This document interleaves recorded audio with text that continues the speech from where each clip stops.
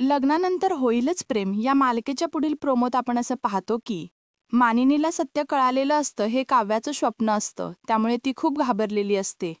आता काव्याने सगळं सत्य मानिनीला सांगितल्यानंतर मानिनी सुनीताला फोन करते आणि म्हणते की सुनीता, तू माझ्या सुनेबद्दल नको नको त्या गोष्टी मला सांगितल्या आणि तसं काहीच नाहीये सुनीता. परंतु सुनीताने अगदी त्या दोघांना व्यवस्थित बघितलेलं असतं, तेही एक वेळा नाही कित्येक वेळा. आणि त्यावरूनच सुनीता मानिनीला म्हणते, कोणाच्या नजरेत काय आहे लगेच कळतं मला. नंतर काव्याला स्वप्न पडल्यापासून तिची तब्येत खराब असते, त्यामुळे पार्थ जीवाकडे येतो आणि म्हणतो की काव्याची काल रात्रीपासून तब्येत जरा डाऊन आहे.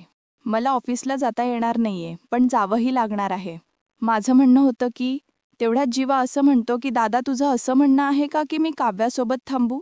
नंतर पार्थ काव्याजवळ येतो आणि तिची काळजी व्यक्त करतो, परंतु पार्थची काळजी काव्याला पुढे पुढे करणं असं वाटतं. त्या दरम्यानच मानिनी त्यांच्या रूमच्या बाहेर उभी असते. त्या दोघांना ही गोष्ट माहीत नसते. मानिनी त्यांच्या रूमच्या बाहेर आलेली असते कारण सुनीताने तिला सांगितलेलं असतं की माणूस नजरेने ओळखता येतो. काव्या पार्थला म्हणते, का तुम्ही सगळे माझ्या मागे पुढे करताय? गरज नाहीये तुम्हाला असं माझ्या मागे पुढे करायची. प्लीज जा ऑफिसला. आणि हा सगळा संवाद मानिनी पाहते आणि ऐकते सुद्धा.